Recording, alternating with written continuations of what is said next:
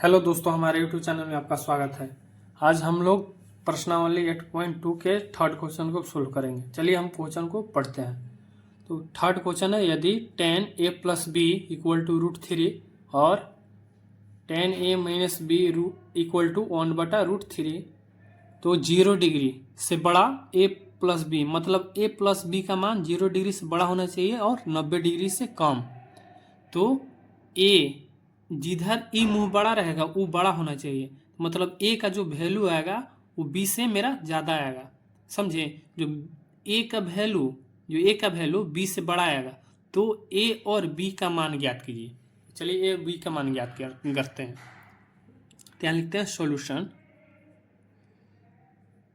पहले देखिए tan क्या है कि tan a plus b equal to आपका √3 है। उसके बाद देखिए tan a plus b equal to √3 किसका मान होता है? कितना? tan कितना का मान? tan आपका 60 डिग्री का मान होता है √3। समझे? तो tan 60 डिग्री इक्वल टू √3। देखिए इसको tan और 7 तुलना होगा तो tan हट जाएगा, खत्म हो जाएगा, तो बचेगा कितना? tan और tan तुलना हो गया तो tan खत्म, तो बचा a plus b equal to 60 degree. आप इसको समीकरण 1 मान लीजिए। चलिए फिर पुनः प्रश्न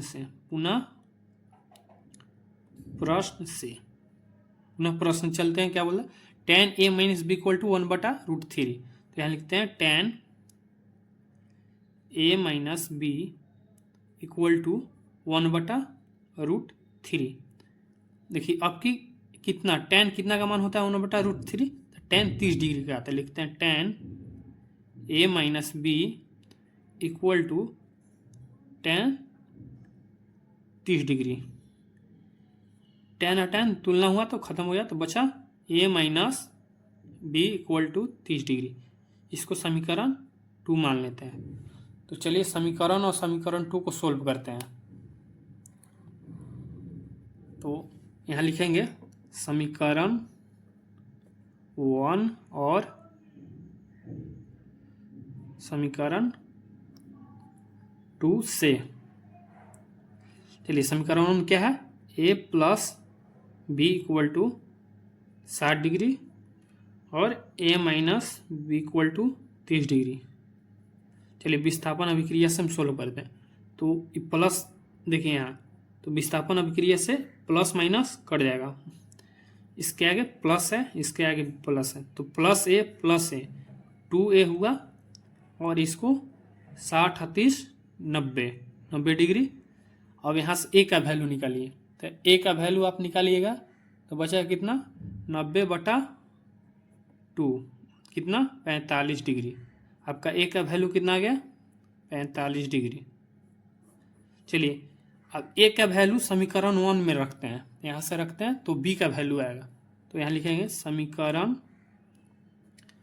1 में a का मान रखने पर चलिए समीकरण 1 क्या है? a plus b equal to 60 degree. तो हमारा a का वैल्यू कितना है? 45 degree plus b equal to 60 degree.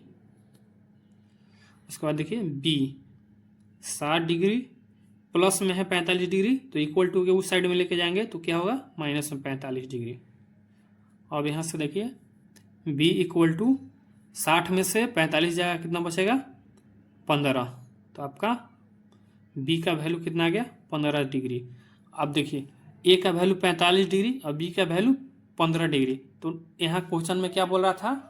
देखिए आपका जो a का वैल्यू होगा जो b से बड़ा होगा, तो देखिए a का वैल्यू b से मेरा बड़ा है।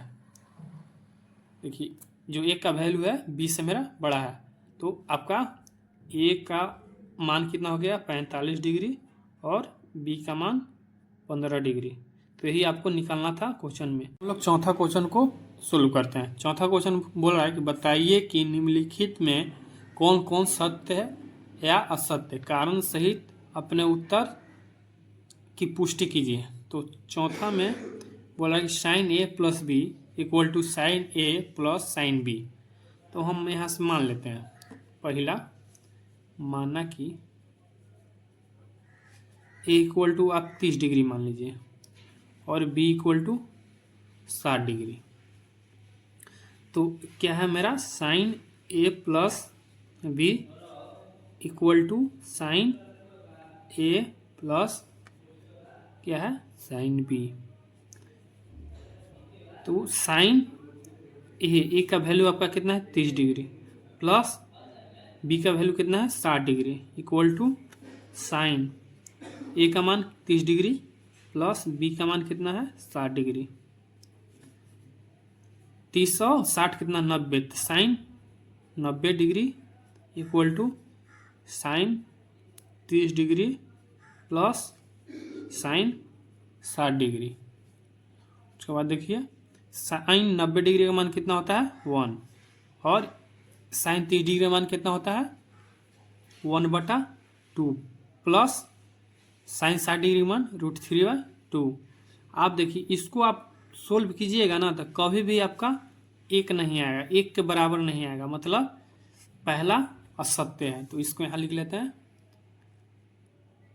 असत्य। अब देखिए दूसरा में चलते हैं। दूसरा कह रहा है कि थीटा में वृद्धि होने के साथ साइन थीटा के मान में वृद्धि होती है। मतलब अगर देखिए जैसे साइन मान लेते साइन अगर 0 डिग्री रखते हैं तो उसका वैल्यू क्या आता है, साइन 30 डिग्री वैल्यू रखते हैं तो उसका क्या वैल्यू आता है। इसी तरह से हम एंगल बढ़ाते जाएंगे तो वृद्धि आ रहा है कि नहीं आ रहा है। देखिए हम इसमें देखते हैं। देखिए साइन ए अगर 0 डिग्री रखेंगे यहाँ पे ए पे तो हमारा वैल्यू क्या आ रहा है 0। ए का वैल्यू 30 डिग्री रखेंगे तो मेरा कितना आएगा 1/2, मतलब ई 0 से ही बड़ा आएगा, फिर इससे भी बड़ा आएगा। जिसे 45 डिग्री आप रखें तो इससे माने इससे बड़ा ही आएगा, माने बढ़ते क्रम में ही आएगा। तो चलिए ई माने सत्य है।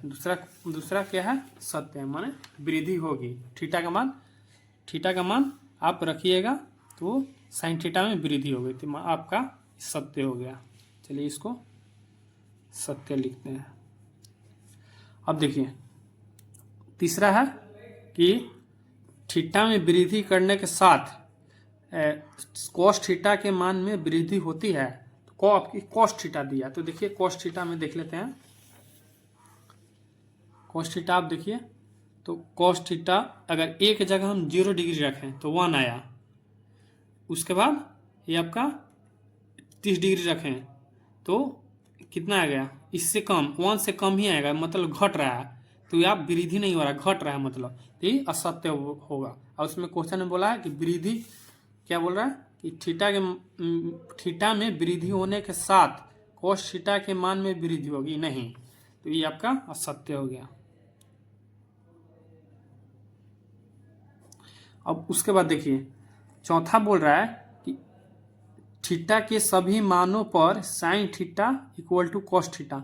मतलब हम सब के मान 0 degree 30 degree 45 degree 60 degree 90 degree अगर हम यहाँ रखते हैं तो सब मान बराबर होगा एक दूसरे के। तो देखते हैं, अगर हम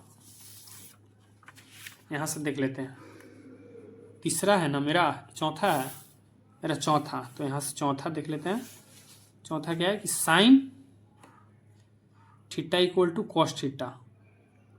अगर यहाँ से हम थीटा का वैल्यू 0 डिग्री रखते हैं तो sine 0 degree equal to cos 0 degree.